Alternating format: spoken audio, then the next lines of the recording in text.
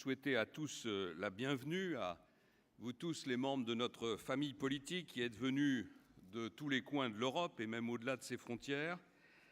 Je voudrais particulièrement remercier le président Martins, qui est l'âme de ce rassemblement politique qui a tellement influencé le destin de notre continent, et vous dire que cette réunion se situe à un moment clé de la vie du projet européen, de la vie de notre projet commun, à un moment où l'Europe traverse une passe très difficile et où nous avons plus que jamais besoin de nous regrouper autour de l'essentiel, c'est-à-dire de nos convictions et des valeurs que nous partageons.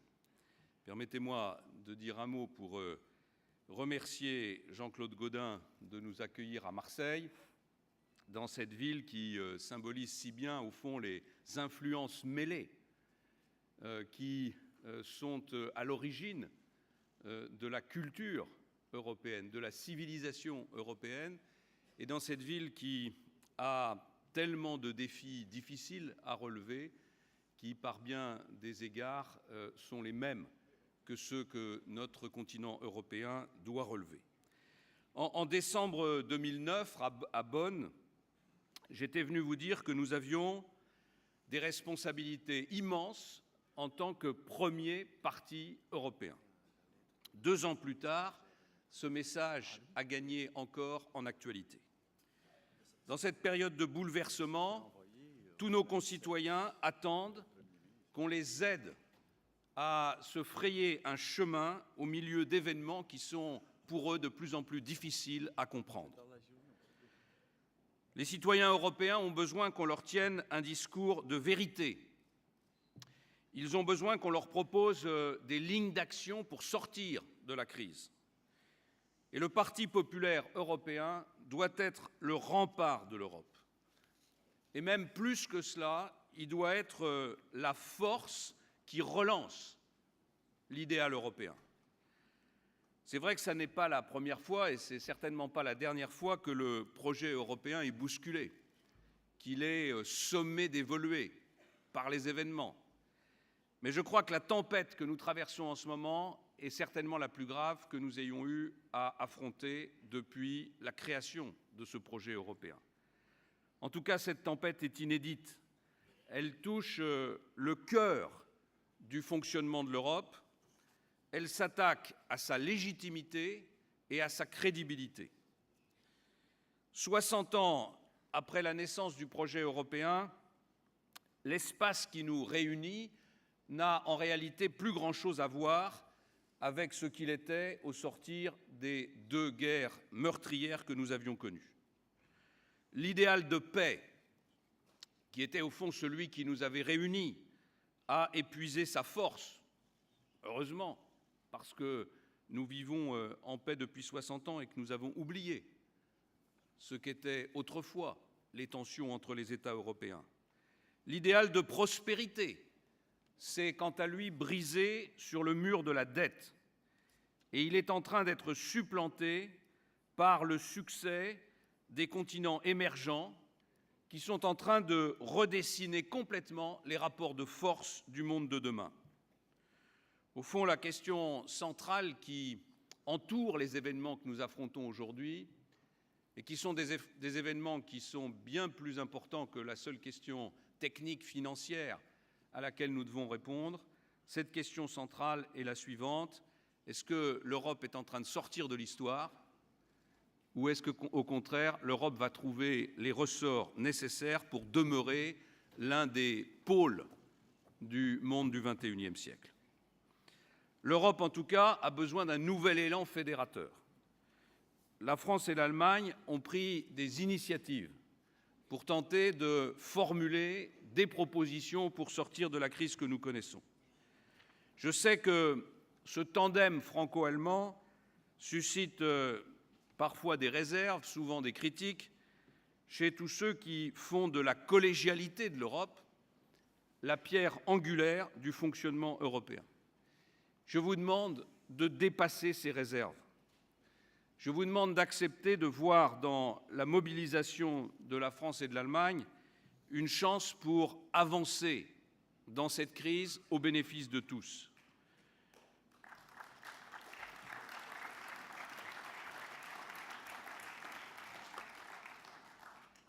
Je veux encore m'expliquer sur cette question, parce que je sais qu'elle est au cœur des préoccupations de beaucoup de membres du Parti populaire européen. Si la France et l'Allemagne aujourd'hui proposent des solutions, ce n'est pas seulement parce que ce sont les deux premières économies de la zone euro. C'est aussi, reconnaissez-le, pardon de la franchise avec laquelle je vais parler, parce qu'il n'y a pas eu beaucoup d'autres propositions de fait pour sortir de la crise. Nous sommes prêts à écouter toutes les propositions qui viendront de tous les horizons, mais qu'il y en ait. Aujourd'hui, nous sommes face à un danger extrême qui menace la monnaie européenne, qui menace la zone euro, qui menace donc la crédibilité du projet européen. Il faut, face à cet incendie, que nous trouvions, quelle que soit l'origine des idées qui sont émises, rapidement les solutions qui nous permettront de redresser la situation. Le Conseil européen, qui va se réunir à partir de demain, a une grande responsabilité puisqu'il va devoir démontrer que nous passons enfin à la vitesse supérieure dans la lutte contre la crise économique et financière que nous rencontrons. Nous avons collectivement un devoir de réussite. Si nous ne réussissons pas, alors nous alimenterons l'accusation d'impuissance et d'irrésolution qui est en réalité le moteur de cette crise financière. Qu'est-ce que nous proposons ? D'abord, nous voulons qu'il y ait un véritable gouvernement économique de la zone euro. Pourquoi ? Parce qu'il ne peut pas y avoir de monnaie durable sur un territoire sur lequel sont conduites des politiques économiques trop différentes.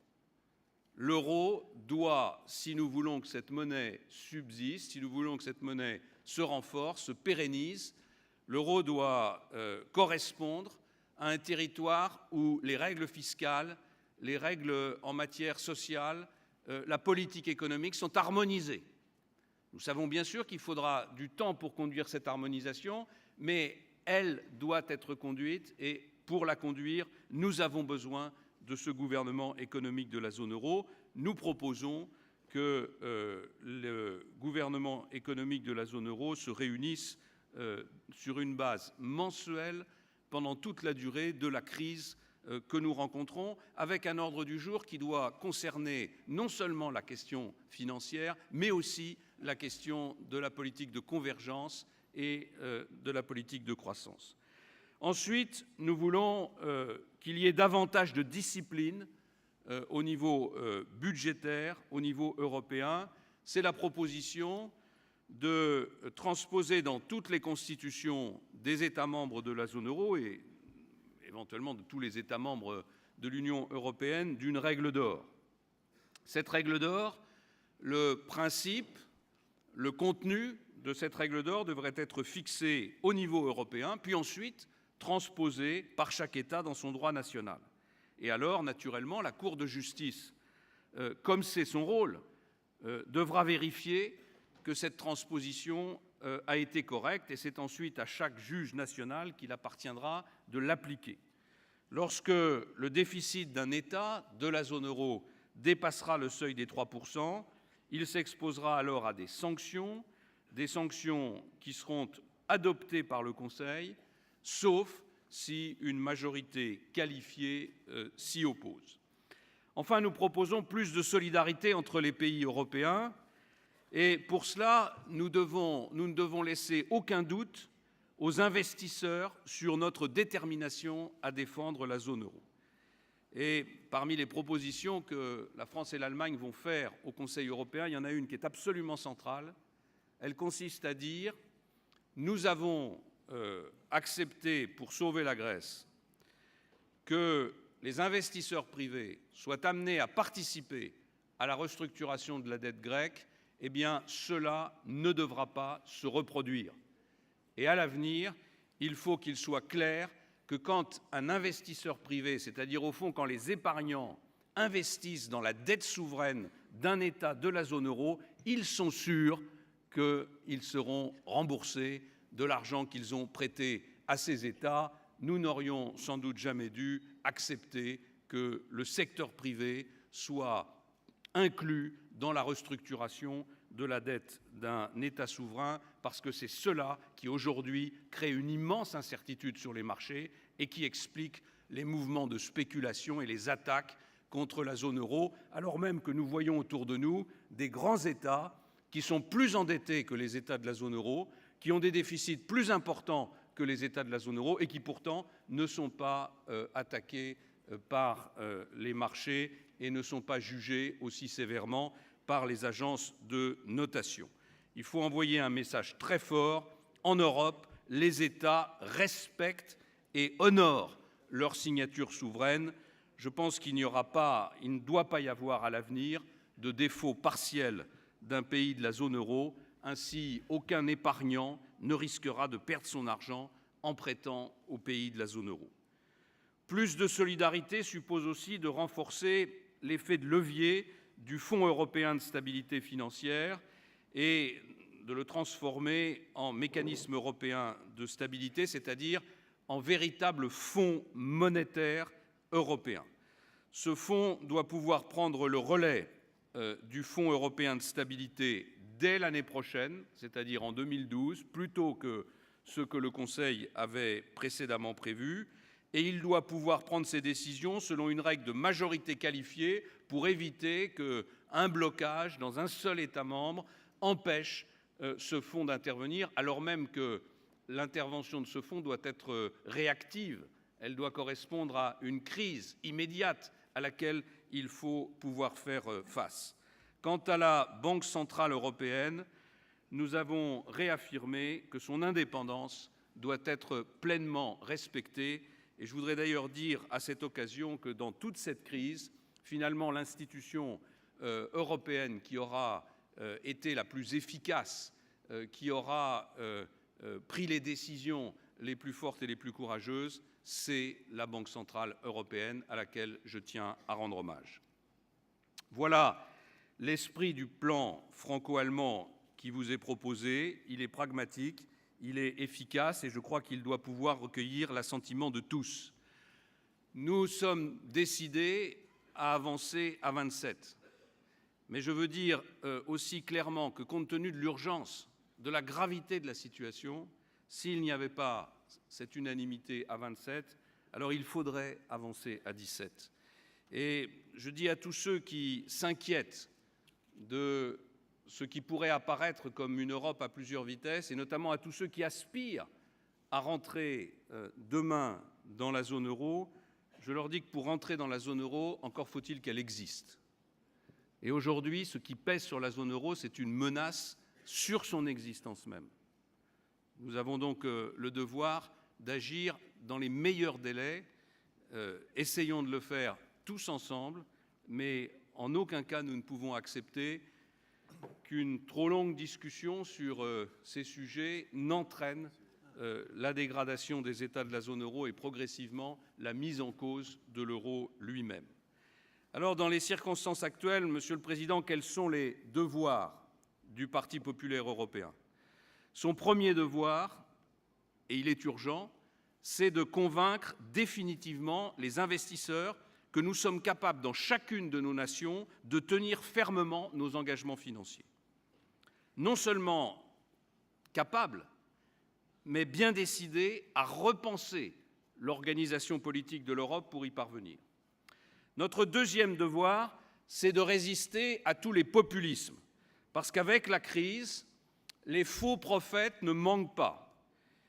Ces faux prophètes, ils veulent faire croire que le salut de l'Europe est dans le repli national, que le salut de l'Europe est dans le retour en arrière. Et nous voyons bien dans chacun de nos pays que la démagogie, la peur viennent bousculer l'idéal européen. Eh bien, nous ne devons pas céder. Nous ne devons céder sur rien. Nous devons rappeler que le salut de l'Europe est dans plus d'intégration, que le salut de l'Europe est dans sa vision politique, que le salut de l'Europe est dans plus de solidarité. Nous devons rappeler que le projet européen s'est justement bâti pour faire échec aux poussées nationalistes.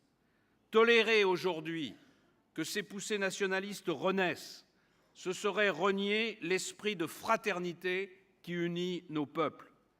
ce serait renoncer à un destin commun qui nous rend beaucoup plus forts dans un monde qui a atteint aujourd'hui 7 milliards d'habitants. Enfin, notre troisième devoir, c'est de redonner un sens charnel à l'idéal européen. L'Europe ne peut pas et ne doit pas être une aventure désincarnée. Si nous nous battons ensemble, ce n'est pas seulement pour répondre à la pression des agences de notation. Nous nous battons aussi pour une certaine idée de la civilisation européenne. Une idée de la civilisation européenne qui est faite de liberté, de tolérance, de progrès. Cette civilisation, elle est là, sous nos yeux, mais il lui manque parfois cette volonté farouche d'exister, de décider. Nous devons incarner ce que j'appelle un patriotisme européen. Un patriotisme européen qui permet à chacun de se projeter avec ses forces au-delà de son propre pays. Et pour cela, nous devons avoir le courage de dépasser nos seuls intérêts nationaux. Parce que si chacun joue sa partition personnelle, alors nous serons tous balayés par le vent de l'histoire. La crise a commencé par frapper la Grèce, l'Irlande, puis le Portugal. À présent, elle a atteint des pays qu'on pourrait appeler du cœur de la zone. Aucun pays n'est plus épargné, même ceux qui sont considérés comme les plus vertueux. Je pense à l'Autriche, aux Pays-Bas ou à la Finlande, dont les écarts de taux avec l'Allemagne se sont élargis. La France, bien sûr, n'échappe pas à la règle.